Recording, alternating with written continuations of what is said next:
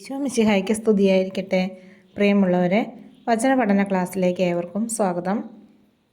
നമുക്ക് ഇന്നത്തെ വചനം പഠിക്കുന്നതിന് മുമ്പ് കഴിഞ്ഞ ആഴ്ച പഠിച്ച ഒരു 12 വചനങ്ങൾ ഒന്നുകൂടി ഓർത്തു നോക്കാം. ആദ്യം ഞാൻ സ്ക്രീനിൽ കാണിക്കുന്ന 6 വചനങ്ങൾ ഓർമ്മിക്കാൻ പറ്റുന്നുണ്ടോ എന്ന് സ്വയം പരിശോധിക്കുക. അതിനുശേഷം ഒരു 6 വചനങ്ങൾ നമ്മൾ ഒന്നിച്ച് റിപ്പീറ്റ് ചെയ്ത് പഠിക്കും. അതിനുശേഷമായിരിക്കും ഇന്നത്തെ വചനം പഠിക്കുന്നത്.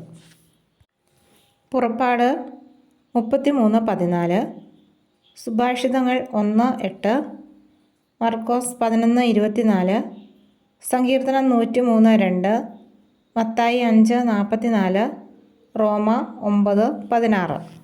ഇനി കഴിഞ്ഞ ആഴ്ച പഠിച്ച വചനങ്ങൾ ഒന്നുകൂടി നോക്കാം. മത്തായി 7:12, മറ്റുള്ളവർ നിങ്ങൾക്ക് ചെയ്തു തരണമെന്ന് നിങ്ങൾ ആഗ്രഹിക്കുന്നതെല്ലാം നിങ്ങൾ അവർക്ക് ചെയ്യുവിൻ.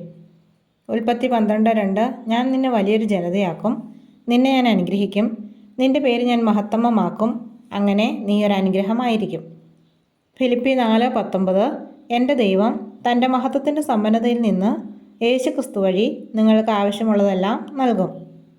2 ദിനവൃത്താന്തം 7:15, ഇവിടെ നിന്നുയരുന്ന പ്രാർത്ഥനകൾക്ക് നേരെ എൻ്റെ കണ്ണും കാതും ജാഗരൂകമായിരിക്കും. യേശയ്യാ 65:24, വിളിക്കും മുമ്പേ ഞാൻ അവർക്ക് ഉത്തരമരുളും, പ്രാർത്ഥിച്ചു തീരും മുമ്പേ ഞാനത് കേൾക്കും. ഇനി നമുക്ക് ഇന്നത്തെ വചനം നോക്കാം. സംഖ്യ 23:23, യാക്കോബിന് ആഭിചാരം ഏൽക്കുകയില്ല, ഇസ്രായേലിനെതിരെ ക്ഷുദ്രവിദ്യ ഫലിക്കുകയുമില്ല.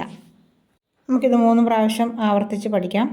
സംഖ്യ 23:23, യാക്കോബിന് ആഭിചാരം ഏൽക്കുകയില്ല, ഇസ്രായേലിനെതിരെ ക്ഷുദ്രവിദ്യ ഫലിക്കുകയുമില്ല. സംഖ്യ 23:23, യാക്കോബിന് ആഭിചാരം ഏൽക്കുകയില്ല, ഇസ്രായേലിനെതിരെ ക്ഷുദ്രവിദ്യ ഫലിക്കുകയുമില്ല. സംഖ്യ 23:23, യാക്കോബിന് ആഭിചാരം ഏൽക്കുകയില്ല, ഇസ്രായേലിനെതിരെ ക്ഷുദ്രവിദ്യ ഫലിക്കുകയുമില്ല. ഈ വചനം ബുക്കിലേക്ക് എഴുതുകയും പഠിക്കുകയും ചെയ്യുക. മറ്റൊരു വചനവുമായിട്ട് നാളെ കാണാം. ദൈവം എല്ലാവരെയും അനുഗ്രഹിക്കട്ടെ.